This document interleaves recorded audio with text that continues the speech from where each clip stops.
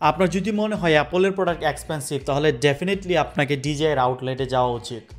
বিশ্বের সবচেয়ে বড় সিভিলিয়ান ড্রোন ম্যানুফ্যাকচার কোম্পানি হচ্ছে ডিজিআই। এই চাইনিজ কোম্পানিটি 2006 সালে Hong Kong university of science and টেকনোলজিতে প্রতিষ্ঠা করে ওয়াংথাও নামে এক চীনা নাগরিক। Billionaire Wang Tao, also known as Frank Wang, চীনের জোজিয়াং প্রভিন্সের হাংজু শহরে জন্মগ্রহণ করেন। পেশা জীবনে তিনি একজন অ্যারোস্পেস ইঞ্জিনিয়ার। বর্তমানে ডিজিআইয়ের হেডকোয়ার্টার হচ্ছে চীনের শেনজেন সিটিতে। আমি বর্তমানে চীনের যে শহরে আছি সেখান থেকে প্রায় 1700 কিলোমিটার দূরে অবস্থিত এই Shenzhen city. By the way, এই শহরে আমার বন্ধু তরিকুল ইসলাম তার ব্যক্তিগত বউ নিয়ে বসবাস করছে প্রায় কয়েক হাজার বছর ধরে।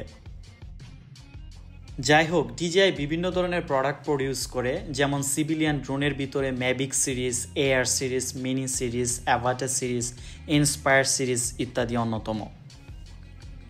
আর হ্যান্ডহেল্ড প্রোডাক্টের ভিতরে Osmo Pocket series, Osmo Action series, DJI Mic series অন্যতম। এছাড়াও ডিজিআই বিভিন্ন এন্টারপ্রাইজ অ্যান্ড ইন্ডাস্ট্রিয়াল প্রোডাক্টসের ম্যানুফ্যাকচার করে থাকে। আমি আজকে আসছি মূলত ডিজিআই মাইক সিরিজের একটা মাইক নেওয়ার জন্য। আমার আগের মাইকটা কাজ করছে না, যার কারণে টিকটকে নাচানাচি করে প্রতিভার সুপ্ত বিকাশ ঘটাতে পারছি না।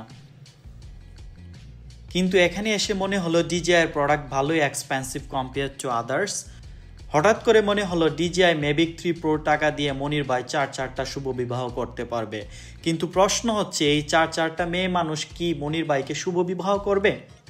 যাই হোক, এটা মনির ভাই এবং ওই 4টা মেয়ের ব্যক্তিগত ব্যাপার। কারো ব্যক্তিগত বিষয় নিয়ে গণমাধ্যমে কথা বলা ভালো মানুষের কাজ নয়, এটা হাসিনার কাজ। ডিজিআইয়ের আউটলেট থেকে আসার পরও যদি বলেন অ্যাপলের প্রোডাক্ট এক্সপেন্সিভ, তাহলে ধরে নিতে হবে আপনি স্যামসাংয়ের দালাল।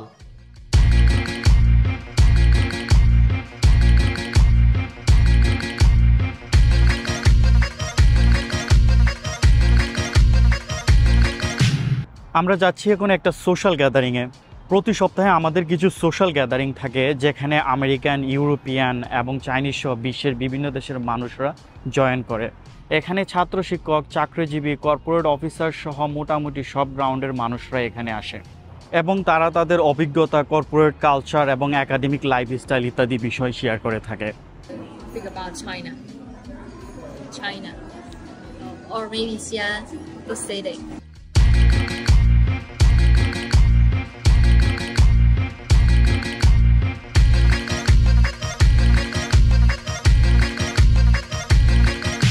চীনে বর্তমানে এখন অটাম সিজন চলতেছে।